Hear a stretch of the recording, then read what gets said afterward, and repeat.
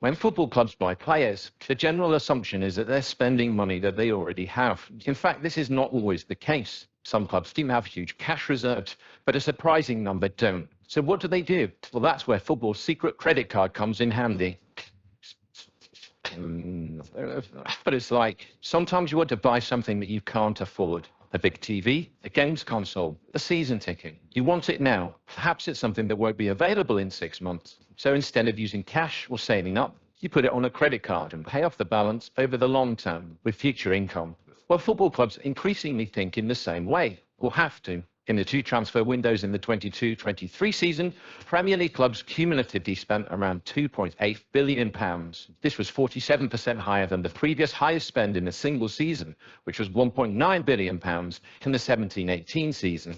Such inflation means that an already competitive market becomes almost unaffordable for some clubs. Add to this the enormous income gap between the Premier League and the Championship, and the financial cost of relegation is too high. Clubs can't afford to stay passive in the Premier League. Not investing to strengthen the squad can significantly damage future earning potential. It means that clubs have to find a way to afford players and be financially competitive in an increasingly expensive market. Some clubs have wealthy owners and/or benefactors to enable this, while others turn to alternate forms of funding. This is where financing companies are involved.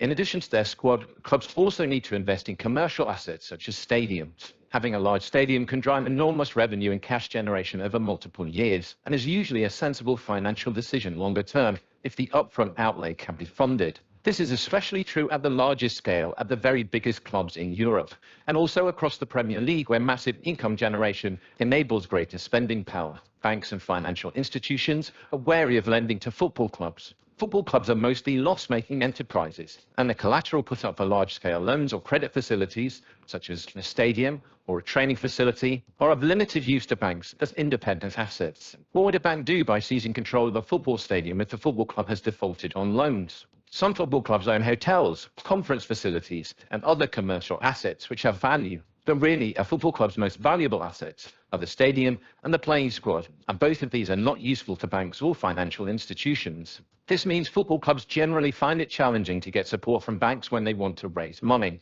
Instead, financing companies can provide football clubs with much-needed cash and liquidity, usually in exchange for a guaranteed share of future broadcasting income or income from future player sales. It is funding today's expenditure with tomorrow's guaranteed income, in the hope that this expenditure will help generate even more guaranteed income.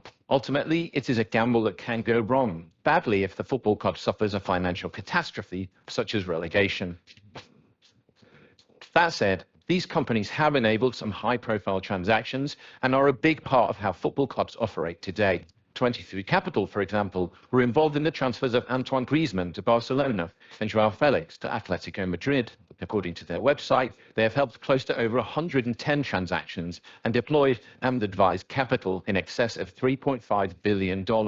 The adoption of such services is also high in the Premier League. According to law firm Farah & Co., more than 40% of Premier League clubs immediately prior to the pandemic had raised funds against future broadcast revenues, doubling in 3 years, while a fifth had raised funds against future transfer income, up from 14% 3 years earlier.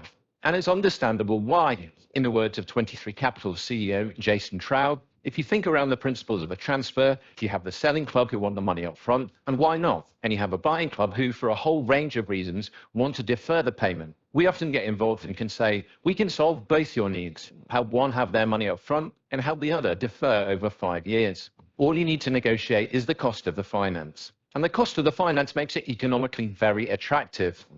Transfer fees are expected to keep growing, as will the need for funding, meaning that football clubs are increasingly likely to work with such companies. However, the opportunity to do so will become more financially competitive as more lenders enter the space. Australian lender Macquarie recently made a credit facility available to Burnley, while challenger banks have also entered the market. Technology billionaire Michael Dell's personal investment vehicle, MSD Partners, is another new entrant. Close Brothers Merchant Bank has struck several deals in Scottish football since the pandemic. On its company website, New Century Finance claims to have completed transactions with 60 different clubs across the UK, Europe, and South America.